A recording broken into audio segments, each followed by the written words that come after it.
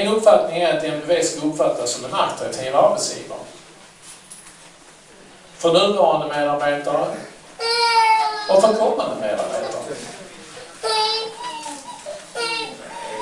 Vad kan vi då som arbetsgivare göra för att attrahera ny arbetskraft som ska börja hos oss? Ja, min spaning är att begreppet rum kommer få en helt ny betydelse. Med dagens teknik så kan man arbeta där man är. Man är uppkopplad ständigt, man har iPhone och sådär. Så man kan ta emot mejl och man kan hålla sig uppdaterad och man kan skicka sms och sådär vidare. Så det gäller att arbeta där du är. Och arbetsplatsen blir helt plötsligt istället en mötesplats. En mötesplats där vi kan träffas och umgås och se varandra. Men som sagt, med dagens teknik så kan man arbeta där man är.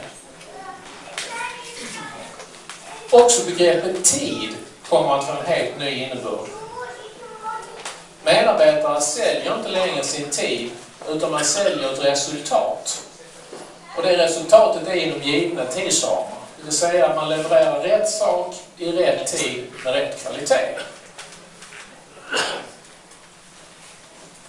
Tiden blir omformad ännu mer till engagemang och framförallt då till resultat. Och den traditionella organisationen, den ersätts mer och mer av projektorganisation. Begreppet arbetsgrupp kommer också att få en ny innebörd.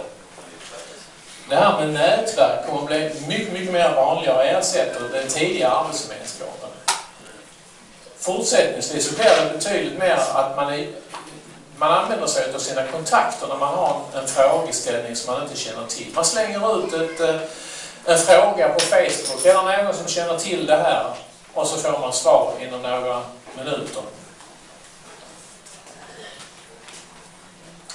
Så oavsett vad vi tycker om förändringar så är det någonting som vi måste förhålla oss till. För förändringarna kommer att pågå hela tiden.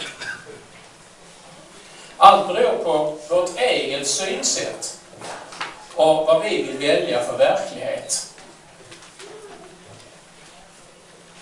Och då, låt mig ge ett exempel. Även om det här är en mycket gammal historia så tycker jag att den är ganska talande. Det var en gång en skogsfabrikör, han behövde utveckla.